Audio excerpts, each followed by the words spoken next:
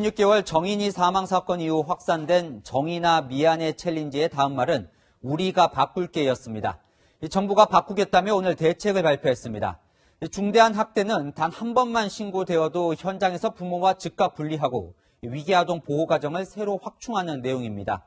그런데 지난해 7월 정부가 발표했던 이런 아동학대 대책에서 별로 달라진 게 없다는 지적도 나옵니다. 과연 제2의 정인이를 막을 수 있는 대책인지 김단비 기자가 보도합니다. 3번의 신고가 있었지만 결국 양모의 학대로 숨진 정인이 사건. 정부가 재발 방지 대책을 내놨습니다.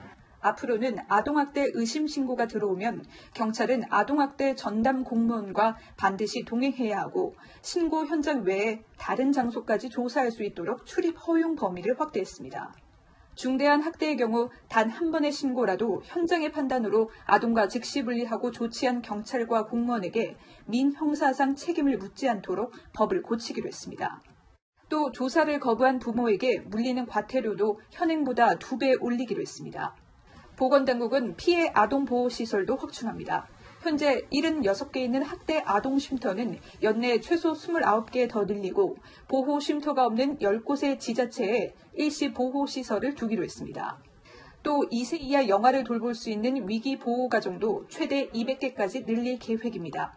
일반 위탁이나 전문 위탁 부모로서 양성된 부모들이 한 176분 계십니다. 그래서 그 분들을 먼저 활용할 계획이고 앞으로도 계속 양성할 계획입니다. 관건은 전문 인력 확보와 예산입니다. 아동들이 쉼터에 머물면서 치유받고 회복할 수 있는 전문 서비스, 또 담당하기 위한 인력, 예산, 이게 다 같이 쫓아가야 되는 거죠. 정인이가 숨진 지 98일 만에 정부가 대책을 내놓은 가운데 숫자만 늘린 설익은 대책 아니냐는 우려도 나옵니다. 채널A 뉴스 김단비입니다. 정부와 여당은 입양 제도도 손볼 계획입니다. 예비 양부모가 입양할 아동을 6개월가량 먼저 키워보고 입양 여부를 최종 결정하도록 하는 사전 위탁제를 의무화하기로 했는데요. 입양 후 학대를 방지하기 위한 취지라고 하지만 논란이 큽니다. 이 법무부조차 과거에 아동 쇼핑을 조장할 수 있다며 반대했었고 이 전문가들도 아이들에게 오히려 큰 혼란을 줄 수 있다며 우려하고 있습니다. 김유빈 기자입니다. 정부가 입양아 사전 위탁제를 도입합니다. 무턱대고 아이를 입양한 뒤 학대하거나 방치하는 걸 막겠다는 취지입니다. 민주당 역시 당장 법 개정을 하겠다며 지원에 나섰습니다. 6개월간 예비 입양 아동을 예비 부모 가정에 위탁 보호하여 그 기간 동안 꾸준히 모니터링, 이를 입양 전 필수 절차로 의무화하는 방안을 적극 검토하겠습니다. 독일과 영국도 중단된 위탁이 좌초된 입양보다 낫다며 사전 위탁제를 시행하고 있습니다. 하지만 이 법안은 지난 20대 국회 때 민주당이 발의했다가 본회의 논의조차 못하고 폐기된 바 있습니다. 당시 법무부는 마음에 들지 않는다는 이유로 아이를 입양하지 않는 등 아동 쇼핑을 조장할 수 있다며 부작용을 지적했습니다. 전문가 역시 부모를 헷갈려 하거나 애착관계 형성에 문제가 생길 수 있다고 우려합니다. 엉뚱한 사람에게 애착을 형성하게 될 가능성이 높죠. 이전에 위탁 부모 있잖아요. 아이를 입양하면 담당 공무원이 배치돼 양부모를 관리하는 미국처럼 정부가 사후 관리를 철저히 하는 게 현실적이라는 지적도 나옵니다. 6개월이나 1년 정도는 철저하게 입양 후에 사후 관리하는 현재 체계를 좀 더 강화하는 식으로 가는 것이 오히려 아동의 성장 발달에 더 적합하다고 생각합니다.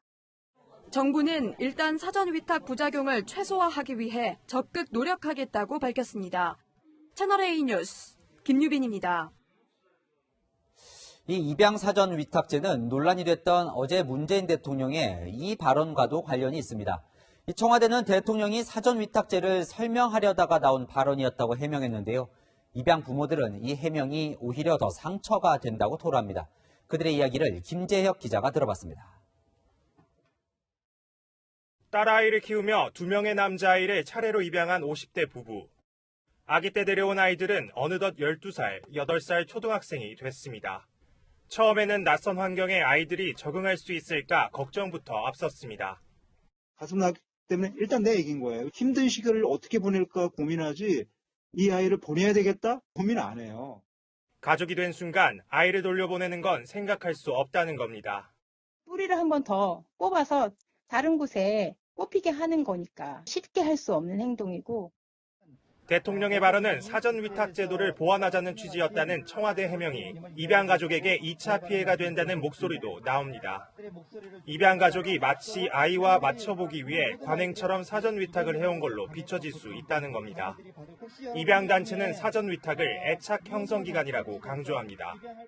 온전히 애착 관계를 형성할 수 있도록 만든 제도입니다.